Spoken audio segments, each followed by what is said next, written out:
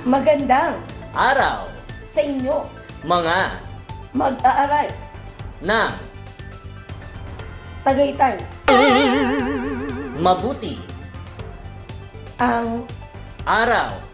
ninyo, Kaya naman, tayo na, magsimula mag-aral, ng ating aralin, ngayong araw, heto na, si Ma'am Katin, at Sir, Erwin,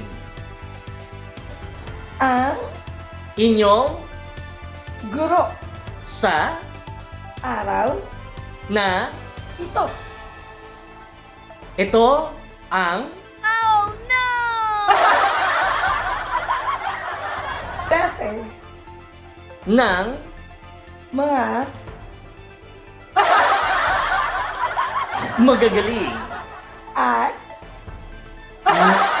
makukulit, mabubuti, at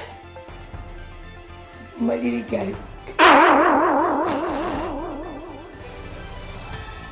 halina't Matuto at simulan natin ang ating klase